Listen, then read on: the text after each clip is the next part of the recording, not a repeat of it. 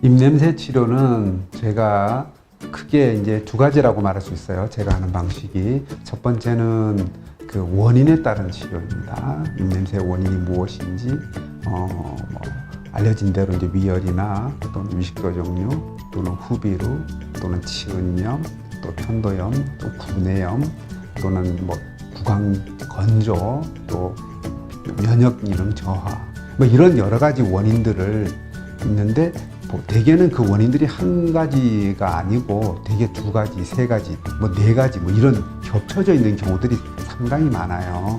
그러면 그 원인에 따른 치료를 하게 되고, 또 가령 구내염이다.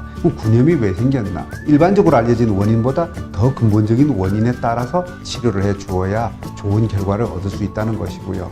그리고 여러 가지 원인들이 생겼을 때, 그러면 이거 선후를 어떤 것들을 먼저 치료를 하고, 그 다음에 나중에 어떤 것들을 치료해야 될까?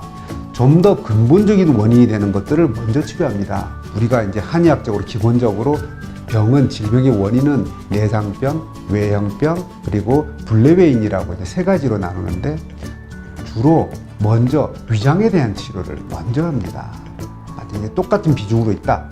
그랬을 때는 먼저 위장에 대한 위열이나 위식도 역류로 인한 것들을 먼저 치료하고, 그 다음에 다른 염증이라든지 또는 후비루라든지 또는 면역기능 저하라든지 이런 것들을 치료하고, 그리고 진액이나 이런 데 해당되는 구강 건조, 입에서 텁텁하게 나오는 냄새를 치료하는 그런 것들을 나중에 치료하는 단계별 치료를 하게 되죠.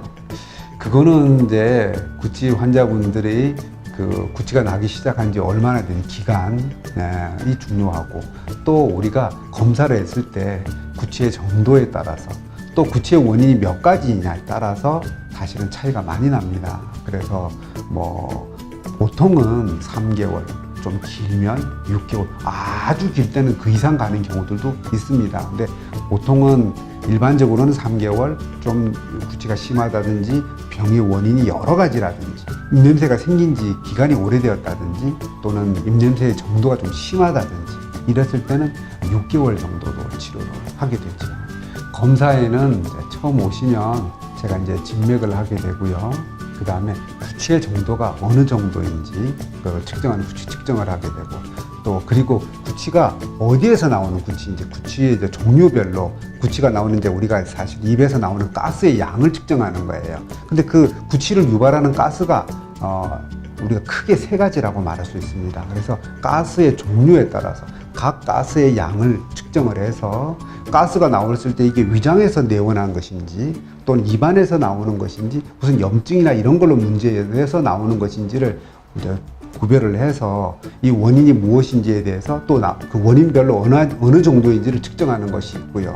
또 자율신경 검사를 합니다. 그래서 이분이 자율신경, 즉 심리적인 영향이 어떤 것들이 있는지, 그래서 자율신경이 어떤 영향을 주는지, 그래서 이분의 면역력에 어떤 영향을 주는지를 평가하는 것이 있고요. 그다음에 제 체열 검사를 통해서 위 부분이나 또는 자율신경에 이런 영향을 받아서 체열의 변화가 어떤지를 측정하는 것이 있고, 그 다음에 이제 흡연과 관련돼서 일산화탄소 측정하는 진단 장비들이 있습니다. 그리고 구강 건조와 관련돼 가지고 입안의 건조도가 어느 정도인지를 측정하는 구강 수분 측정기를 이용하는, 그래서 구강 내 수분 측정을 하는 그런 검사 장비들이 있습니다. 그래서 그런 검사를 통해서 구취의 정도를 알게 되죠.